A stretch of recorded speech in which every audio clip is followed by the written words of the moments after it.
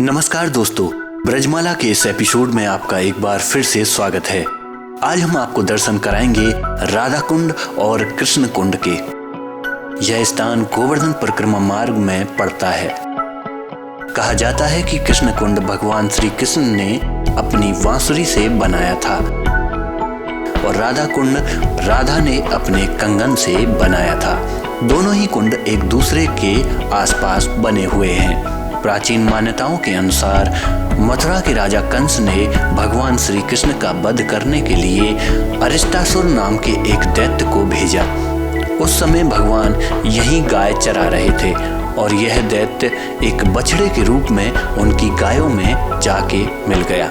लेकिन श्री कृष्ण ने उस दैत्य को अपनी गायों के बीच पहचान लिया। इस दौरान दोनों में भयंकर युद्ध हुआ और अंत में भगवान श्री कृष्ण ने उस दैत्य का वध कर दिया। यह सब देखकर राधा रानी ने श्री कृष्ण से कहा कि आपको गौ हत्या का पाप लग गया है। इस पाप से आपको मुक्त होने के लिए सभी तीर्थों के दर्शन करने चाहिए।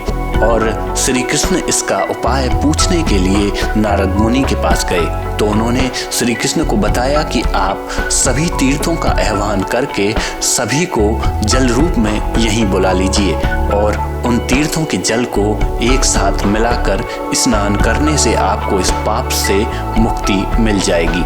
कहा जाता है कि नारद मुनि के कहने से श्री कृष्ण ने अपनी बांसुरी से एक छोटा सा कुंड खोदा और सभी तीर्थों का आह्वान कर उन्हें जल रूप में उस कुंड में आने के लिए आमंत्रित किया। श्री कृष्ण के आह्वान पर सारे तीर्थ जल रूप में इस कुंड में आ गए और उसमें स्नान करके भगवान उस पाप से मुक्त हो गए। यही कुंड आज श्याम कुंड के नाम से जाना जाता है। श्री कृष्ण के कुंड को देखकर राधा रानी ने भी उसी कुंड के पास अपने कंगन से एक छोटा सा कुंड खोदा। श्री कृष्ण ने जब यह सब देखा तो उन्होंने अपने कुंड से भी ज्यादा प्रसिद्ध होने का वरदान इस कुंड को दिया।